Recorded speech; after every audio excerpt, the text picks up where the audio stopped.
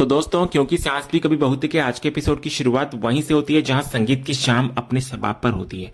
मिहिर और तुलसी के डांस की बारी आती है, लेकिन तुलसी नाराजगी का नाटक करते हुए दूसरी तरफ मुंह करके खड़ी हो जाती है। लेकिन मिहिर हार नहीं मानता। वो गले में एक मफलर डालता है और पुराने सदाबहार गाने ए मेरी जोहर जबी पर थिरकने लगता है। इधर मिहिर पूरे जोश और प्यार के साथ डांस करता है। वो तुलसी के पास जाकर उसका हाथ पकड़ने की कोशिश भी करता है और उसे अपने साथ नचाना चाहता है, लेकिन तुलसी नखरे दिखाते हुए अपना हाथ छुड़ा लेती है और जाकर बैठ जाती है। लेकिन मिहिर फिर भी नहीं रुकता, उसका डांस जारी रहता है। तभी इतने में घर के सारे लड़के भी मिहिर के साथ शामिल हो जाते हैं और सब मिलकर मस्ती में नाचने लगते हैं। फिर मिहिर तुलसी के ऊपर फूलों की पंखुड़ियां बरसाता है, जिससे माहौल और भी रोमांटिक होता हुआ नजर आता है। फिर डांस खत्म होने पर सब खुशी से मिहिर को गले लगा लेते हैं। लेकिन इस जश्न के बीच भी तुलसी की नजरें बार बार फोन की तरफ जा रही होती हैं। वो मन ही मन प्रार्थना कर रही होती है कि उसका बेटा गौतम आ जाए। इसके बाद मिहिर एक प्यारे से फैमिली सॉन्ग पर घर की बहुओं यानी कि नंदिनी, बृंदा और मुन्नी को बुलाता है। वो वैष्णवी को भी साथ ले लेता है और उन सबका हाथ पकड़कर प्यार से नाचने लगता है। फिर वो शोभा और गायत्री को भी बुला लेता है और छोटी समायरा भी खुशी खुशी उन्हें ज्वाइन कर लेती है। फिर मिहिर बारी बारी से सबके साथ डांस करता है, मानो वो हर रिश्ते को सेलिब्रेट कर रहा हो। फिर देखते ही देखते पूरी फैमिली स्टेज पर आ जाती है और सब मिलकर मिहिर के साथ एक सुंदर से फैमिली गाने पर झूमने लगते हैं।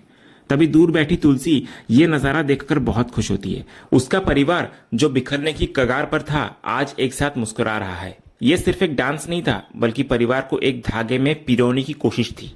मिहिर का यह प्यार हर किसी के दिल को छू रहा था। तभी अचानक मुन्नी इमोशनल हो जाती है और दौड़कर तुलसी के गले लग जाती है। उसकी आंखों में खुशी के आंसू होते हैं, तो तुलसी उसको प्यार से डांटती है कि ऐसे शुभ मौके पर कोई रोता नहीं है। वो कहती है कि आंसू तो वो कल बहाएगी, जब उसकी मुन्नी दुल्हन बनकर वीरानी परिवार में आएगी। फिर वो मुन्नी को शांत कराती है और रोना बंद करने के लिए कहती है। दूसरे सीन में शादी का दिन आ चुका होता है। इधर तुलसी मुन्नी के कमरे में आती है, जो पूरी तरह से दुल्हन के जोड़े में तैयार बैठी होती है। इधर मुन्नी की खूबसूरती देखकर तुलसी की नजरें उस पर जम जाती है। वो बस उसको देखती ही रह जाती है। तो मुन्नी को थोड़ी उलझन होती है और वो पूछती है कि क्या हुआ। तो तुलसी का गला भर आता है। वो मानती है कि बेटियों की किस्मत भी कितनी अजीब होती है। जब शादी तय होती है तो घर में खुशी का माहौल होता है, रस्में, संगीत, मेहंदी, तब तक सब कुछ बहुत सामान्य और प्यारा लगता है। लेकिन जिस पल बेटी को पहली बार दुल्हन के रूप में देखते हैं, तब दिल की धड़कनें तेज हो जाती हैं। तब माँ को एहसास होता है कि उसकी बेटी अब सिर्फ उसकी नहीं रहेगी, बल्कि एक ब्याहता बनकर ससुराल की मर्यादाओं में बंध जाएगी। तो इस पर मुन्नी बड़ी समझदारी से कहती है कि उसकी किस्मत अच्छी है, क्योंकि उसे विदा करने वाली माँ भी तुलसी है और गृह प्रवेश कराने वाली माँ भी तुलसी ही होगी। तो तुलसी मुस्कुराते हुए कहती है कि इसीलिए उसकी आंखें आंसुओं से भरी हैं, लेकिन एक भी आंसू छलक नहीं रहा। उनका रिश्ता सच में कभी खुशी कभी गम जैसा है।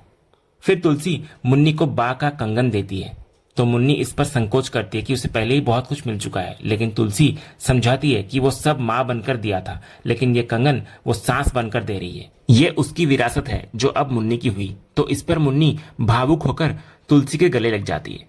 तभी इतने में वैष्णवी माहौल को हल्का करने की कोशिश करती है। वो कहती है कि ऐसे समय में सबको रोना आता है, उसे भी आ रहा है, लेकिन मुन्नी को नहीं रोना चाहिए, वरना उसका वाटरप्रूफ मेकअप खराब हो जाएगा। फिर वो मजाक में कहती है कि मुन्नी के हिस्से का एक्स्ट्रा रोना वो रो लेगी। तभी बारात आने की आवाज सुनाई देती है। इधर वैष्णवी कहती है कि बारात गेट पर आ गई है और तुलसी को स्वागत के लिए जाना होगा। तो तुलसी स्वीकार करती है कि उसका मन स्वागत से ज्यादा बारात देखने का है। तो वैष्णवी भी उसके साथ चलने की जिद करती है, लेकिन तुलसी उसको रोक देती है ताकि मुन्नी अकेली न रह जाए। लेकिन मुन्नी उन्हें जाने के लिए कहती है। तभी जाते जाते तुलसी मुन्नी को आशीर्वाद देती है कि उसकी शादीशुदा जिंदगी उसके बालों में लगे फूलों की तरह हमेशा महकती रहे। वो वहां से निकल तो जाती है, लेकिन उसका मन कहीं और ही होता है। वो कहती है कि बारात तो आ गई, लेकिन उसका बेटा गौतम अब तक नहीं आया। उसने तुलसी के एक भी मैसेज का जवाब नहीं दिया। अगले सीन में शादी का जश्न अपने चरम पर होता है। ढोल नगाड़ों की थाप पर पूरा वीरानी परिवार झूम रहा होता है, लेकिन इस खुशी के माहौल से दूर मिताली अपने गाड़ी में बैठी हुई सब कुछ देख रही होती है। उसके चेहरे पर एक शातिर सी मुस्कान होती है। वो अपने ड्राइवर को एक सख्त निर्देश देती है। उसका प्लान तैयार होता है। ड्राइवर को मुन्नी के पास जाकर पहले फूलों का गुलदस्ता देना है और उसके बाद वो खास गिफ्ट थमाना है। फिर ड्राइवर वैसा ही करता है और वहां से निकल जाता है। इधर मिताली बोल रही होती है, शादी मुबारक मिस्टर लूजर ऋतिक। दूसरी तरफ वो ड्राइवर मुन्नी के कमरे में आता है और एक बुके और गिफ्ट रखकर उसे सौंपता है। तो मुन्नी हैरानी से पूछती है कि किसने भेजा है। तो ड्राइवर सिर्फ इतना कहता है कि किसी जानने वाले ने भिजवाया है। इतना बोलकर वो वहां से निकल जाता है। इसके बाद मुन्नी गिफ्ट में से एक लेटर पाती है जिस पर लिखा होता है special gift on your special day, love from someone special. उसे समझ नहीं आता कि यह किसने भेजा होगा। फिर डिब्बे में एक पेन ड्राइव भी होती है तो मुन्नी उसको देखकर उलझन में पड़ जाती है। पहले वो सोचती है कि बाद में देख लेगी, लेकिन फिर उसे लगता है कि शायद कुछ जरूरी हो। वो लैपटॉप निकालती है और पेन ड्राइव लगाकर चेक करने का फैसला करती है। दूसरी तरफ बारात में ढोल बज रहा होता है और नाच गाना अपने चरम पर होता है। तुलसी मुहूर्त का हवाला देकर ढोल वाले को रोकती है और लड़कों को नाचने से मना करती है, लेकिन अंगद और बाकी लोग अभी और मस्ती करना चाह रहे होते हैं। तभी ऋतिक खुद गाड़ी से आवाज देता है और सबको रोकने के लिए कहता है क्योंकि मुन्नी उसका इंतजार कर रही होगी। तो मिहिर फिर ऋतिक को गाड़ी से उतारता है और मजाक में उसको कह रहा होता है कि तुलसी का सासू मोड ऑन है, लेकिन वे भी कम नहीं है। फिर ऋतिक की आरती उतारी जाती है। तुलसी उसकी नाक खींचने की रस्म के लिए आगे बढ़ती है, लेकिन मिहिर बीच में अपना हाथ रख देता है। वो तुलसी को चिढ़ाते हुए कहता है कि समधन होकर खुल्लम खुल्ला हाथ पकड़ रही हो। तो तुलसी उसके खराब सेंस ऑफ ह्यूमर पर झल्लाती है और रस्म को छोड़कर अंदर चलने को कहती है। तो मिहिर उसको रोकता है और पूछता है कि पोखने की विधि का क्या हुआ। तो तुलसी मौका देखकर झट से ऋतिक की नाक खींच लेती है। तो मिहिर कहता है ये तो चीटिंग है। तुलसी कहती है ये चीटिंग नहीं, समझदारी है। इसके बाद तुलसी अंदर चली जाती है और इधर अंगद मिहिर से कह रहा होता है कि मां से जीतना आसान नहीं है, लेकिन मिहिर मुस्कुराकर जवाब देता है कि वो जीतना भी नहीं चाहता क्योंकि उसकी जीत तो तुलसी की जीत में ही है।